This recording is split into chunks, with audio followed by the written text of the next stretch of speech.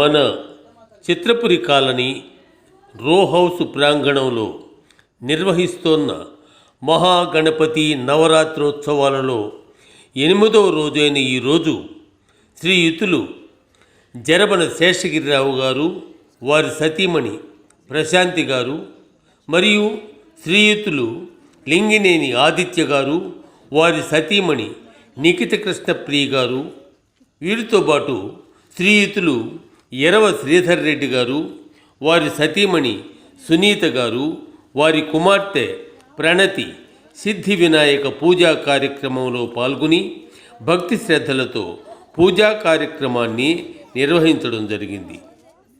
ఈ కార్యక్రమానికి విచ్చేసిన భక్తులందరికీ తీర్థప్రసాదాలు అందించడమూ జరిగింది. ఈ అద్భుత కార్యక్రమంలో పాల్గొన్న భక్తులందరూ సిద్ధి వినాయకుని తమ విఘ్నాలను తొలగించే దేవతగా మనస్ఫూర్తిగా ఆరాధించడమూ జరిగింది. సగము దేహము సతికిచ్చి సంబరముతో, సగము దేహము సతికిచ్చి సంబరముతో, జగము నేలేటి శివునికే బిడ్డవంట. పగల సెగలతో రగిలేము పగలు రేయి, పగల సెగలతో రగిలేము పగలు రేయి, నగవు మోమును చెడనీక సాకవయ్యా, నగవు మోమును చెడనీక సాకవయ్యా. ఓ గణాధిపా నిన్ను వీడి ఉండమయ్యా, ఓ గణాధిపా నిన్ను వీడి ఉండమయ్యా. దయగన రావదేవా, దయగన రావదేవా, వరదాయక నాయక విఘ్ననాశక. భయమున వేడుచుంటి మము బాయక నుండుము ఓ గణాధిపా,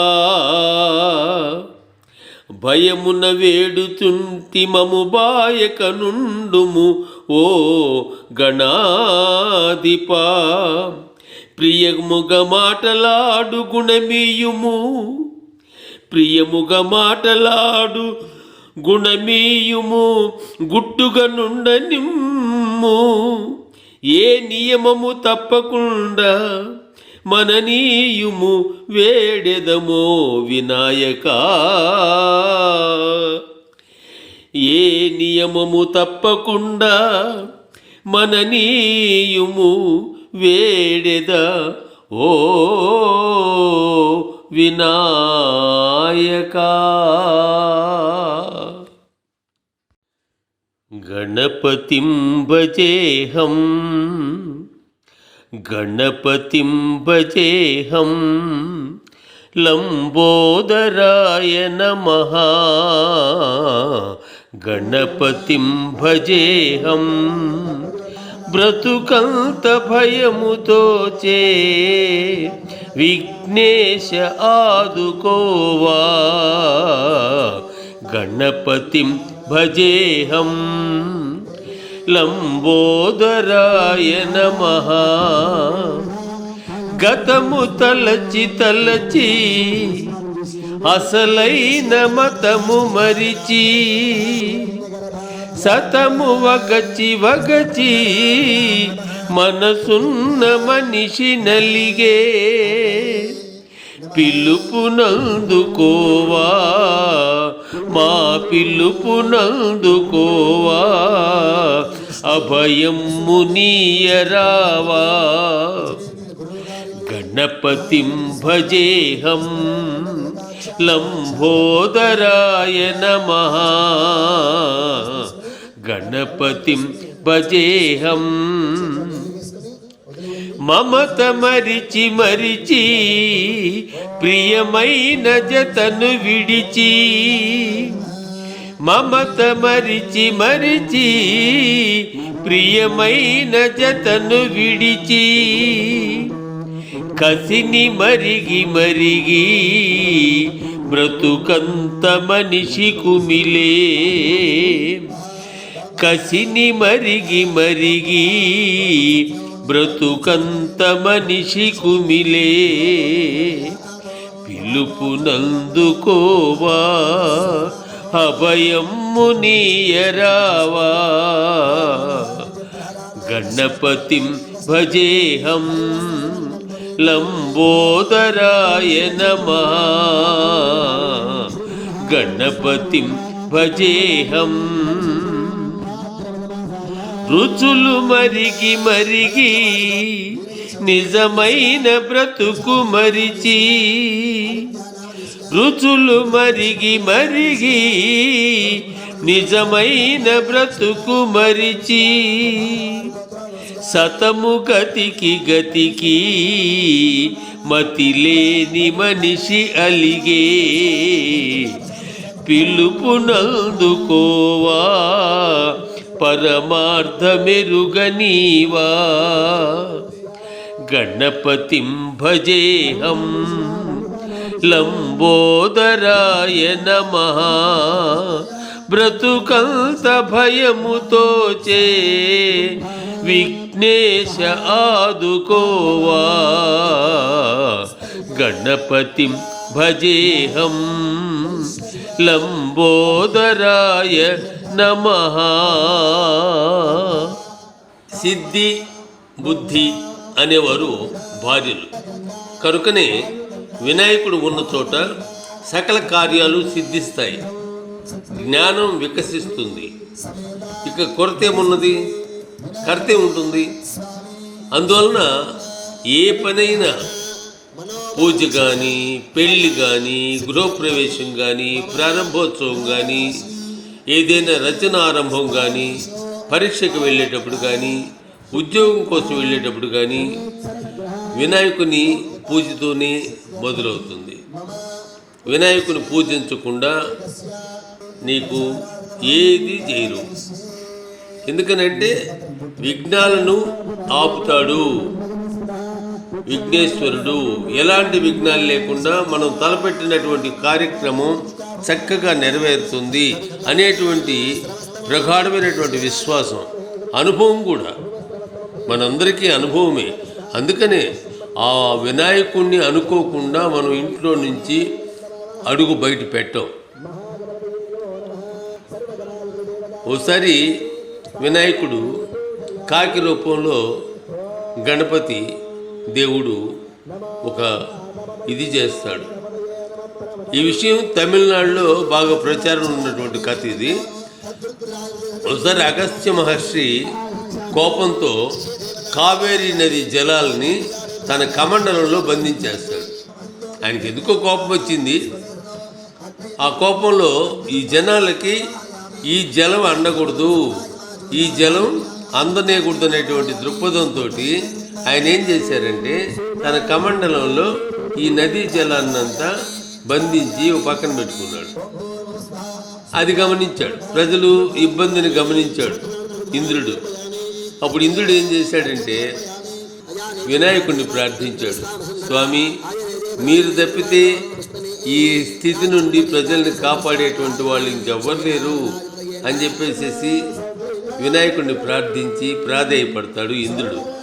అప్పుడు వినాయకుడు కాకి రూపంలో వెళ్ళి నీటిని తాగుతున్నట్లుగా నటిస్తూ ఆ కమండలాన్ని దొర్లించి ఎగిరిపోతాడు. మళ్ళీ కావేరీ నది మామూలుగా ప్రవహించసాగింది. అంటే తన తొందరపాటును తెలుసుకుని అగస్త్యుడు వినాయకునికి స్తుతించి క్షమాపణలు అడుగుతాడు. అంటే ఇట్లా తమాషైన కథలు చాలా ఉంటాయి. అంటే ఇవన్నీ ఏంటంటే మనం మేలుకోవడానికి, మనలో మార్పు రావడానికి, మనం మంచి మనిషిగా ఎదగడానికి, మంచి జీవితాన్ని కొనసాగించడానికి ఈ విషయాలు తెలుసుకోవాలి. మనం భగవంతుణ్ణి వేడుకునేది సంపదలు ఇవ్వు, అష్టైశ్వర్యాలు ఇవ్వు అని కాదు, అష్టసిద్ధులు ఇవ్వు, మంచి మనసునివ్వు, మంచి మనిషిగా బ్రతికేటువంటి శక్తిని యుక్తిని ప్రసాదించవు స్వామి ప్రసన్నవదన అనేటువంటి దీంతో మనం అహర్నిశలు ఏ భగవంతుడి దగ్గరికి వెళ్ళినా, ఎక్కడికి వెళ్ళినా ఈ మాటే అడగాలి. అది కోట్లు ఆస్తితో సమానం, ఇంకా ఎక్కువనే చెప్పాలి.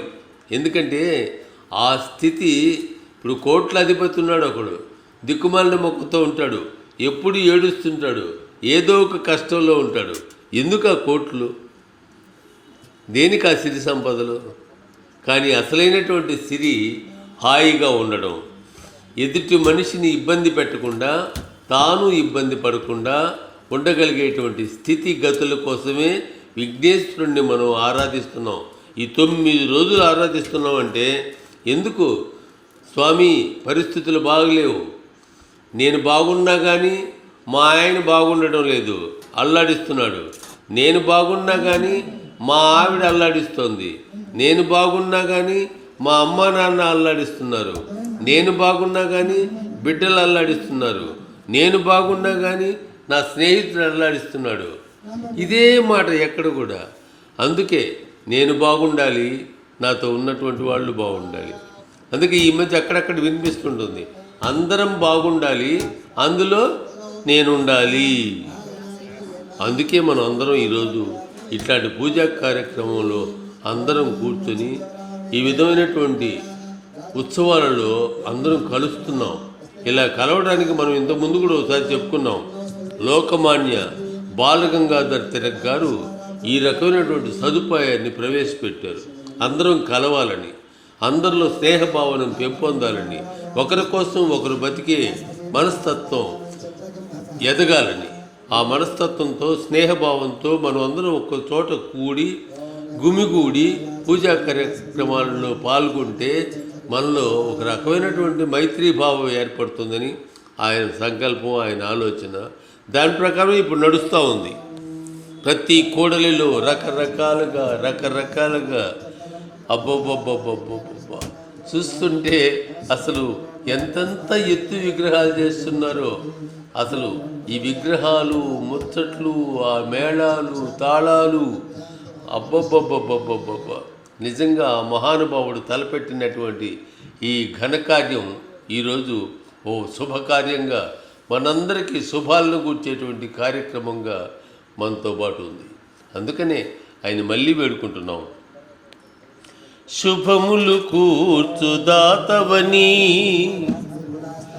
శోక విపత్తుల కాలరాచి మాకభయమునిచ్చు మాత, జగదంబకు ముద్దుల పట్టి నీవని, విభుడవు సిద్ధి బుద్ధికని విఘ్న వినాశక వేల్పు నీవని, అభయము కోరి కొల్చితిమి అండగ నుండి వినాయక, సదా శుభములు కూర్చుమయ్యా పురుషోత్తమ దైవమా నిన్నే నమ్మితిన్, పురుషోత్తమ దైవమా నిన్నే నమ్మితిన్. శుభములు కూర్చు దాతవని శోక విపత్తుల కాలరాచి మాకభయమునిచ్చు మాత, జగదంబకు ముద్దుల పట్టి నీవని, విభుడవు సిద్ధి బుద్ధికని విఘ్న వినాశక వేల్పు నీవని, అభయము కోరి కొల్చితిమి అండగ నుండి వినాయక, సదా శుభములు కూర్చుమయ్యా పురుషోత్తమ దైవమా నిన్నే నమ్మితిని.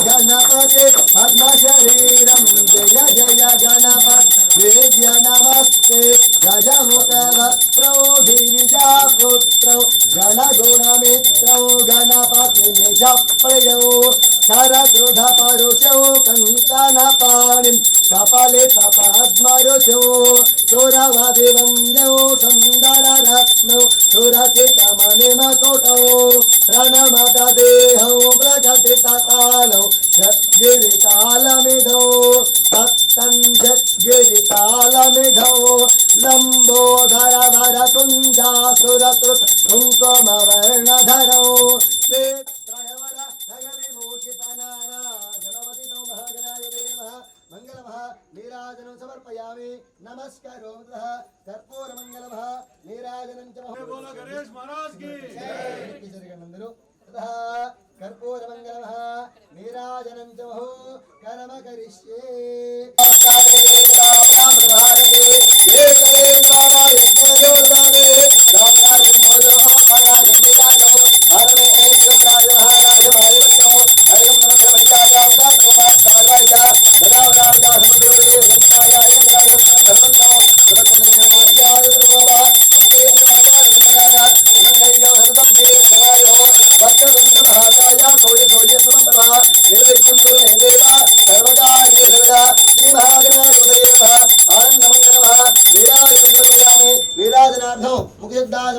समर्पयामि नमस्करोमि तत्याशीरसन्मंगलानि भूतो नत्यासी मंगलायोदाशमदारार्गमं పూజా కార్యక్రమంలో జరుగుతున్నటువంటి మంత్ర శబ్దాలు మంత్రాలు పూజారులు అంటే అర్చకులు ఏదో చదువుతున్నారులే అని చెప్పేసేసి మనం ముచ్చట్లాడుకుంటూ కూర్చోవడం సరికాదు. ఆ శబ్దాలలో ఒక అద్భుతమైనటువంటి రహస్యం దాగుంది. మన లోపల చాలా శబ్దాలు అంటే చాలా మాటలు, ఎవరెవరో మాట్లాడిన మాటలు, మనల్ని కలవరి పెట్టేటువంటి మాటలు ఎన్నో మనల్ని కలవరి పెడుతూ ఉంటాయి. ఆ శబ్దాలన్నింటినీ మనం వదిలించుకోలేక నానా యాతన అనుభవిస్తుంటాం. అట్లాంటి శబ్దాలన్నింటినీ నిశ్శబ్దం చేయగలిగినటువంటి శక్తి మంత్రశబ్దానికి ఉంది. అంచేత ఇక్కడ ఉన్నటువంటి భక్తులందరికీ నా విన్నపం ఏంటంటే, మంత్రోచ్చారణ జరిగేటప్పుడు అర్చకులు ఆయన ఏదో చేసుకుంటున్నాళ్ళే అని అనుకోకుండా ఆ సిద్ధి వినాయకుని యొక్క ప్రసన్న వదనాన్ని వీక్షిస్తూ చూస్తూ హాయిగా ఆనందాన్ని అనుభవిస్తూ ఆ శబ్దాలని వినమని నా మనవి. మనలో ఉన్నటువంటి ఆ దుష్ట శబ్దాలన్నింటినీ నిశ్శబ్దం చేసుకునేటువంటి ఓ శక్తిగా ఆ శబ్దాన్ని గౌరవిస్తూ మంత్రశబ్దానికి ప్రాధాన్యతనిచ్చి భక్తిగా ఆ మంత్రాలన్నింటినీ వినాలని నాకు నా మనవి.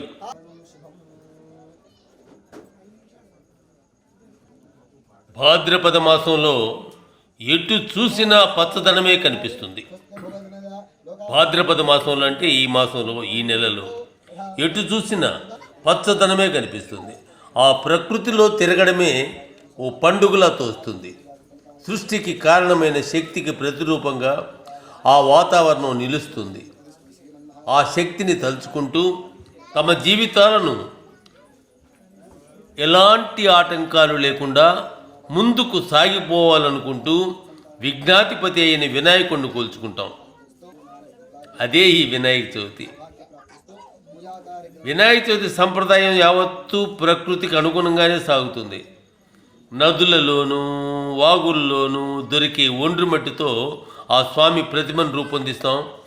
ఏకవింశతి పత్రపూజ పేరుతో 21 రకాల ఆకులతో ఆయన కొలిచాం కూడా. ఇలా కొలుచుకున్న స్వామిని ఆయనని పూజించిన పత్రితో సహా నిమజ్జనం చేస్తాం. సృష్టి, స్థితి, లయలనే 3 దశలు ఈ పూజలో కనిపిస్తాయి. ఈ మూడింటికి విరుద్ధంగా పూజ సాగిందంటే అందులో ఏదో కృత్రిమత్వం మొదలైందని అర్థం. ఈ నిమజ్జనం అసలు ఎందుకు చేస్తారనేటువంటిది రేపు మనం మాట్లాడుకుందాం.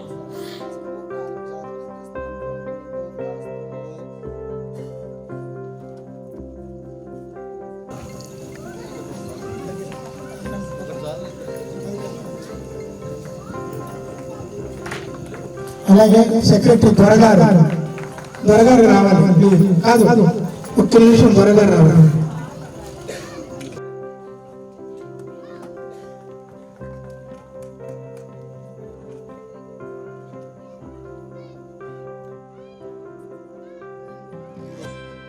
వినాయక చవితి శుభాకాంక్షలు తెలియజేసుకుంటూ చాలా నవరాత్రులు చాలా బాగా చేస్తున్నారు. ఇంకా రేపు ఎల్లుండి కూడా బాగా చేయాలని అలకర్ గారికి ఆశీస్సులు అందాలని చెప్పి కోరుకుంటూ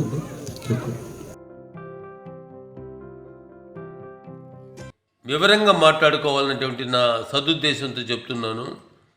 నిమజ్జనం జరుగుద్ది, అందరం సంబరంగా వెళ్తాం, గందరగోళం చేస్తాం, డ్యాన్సులు వేస్తాం, అది చేస్తాం, ఇది చేస్తాం. అసలు నిమజ్జనం ఎందుకు చేస్తున్నారు అంటే ఇంట్లో ఉంచుకోలేకనా, ఈ రోడ్లలో పెట్టుకొని మళ్ళీ రోజు పూజలు చేయాలంటే ఎక్కడ చేస్తాము, ఎక్కడ చేస్తాము, ఏడ వీలవుతుంది అనేటువంటి ఉద్దేశంతో ఎందుకని ఈ విధంగా జరుగుతుందనేది ప్రతి ఒక్కరికి తెలియాలనేటువంటి సదుద్దేశంతో చెప్తున్నాను.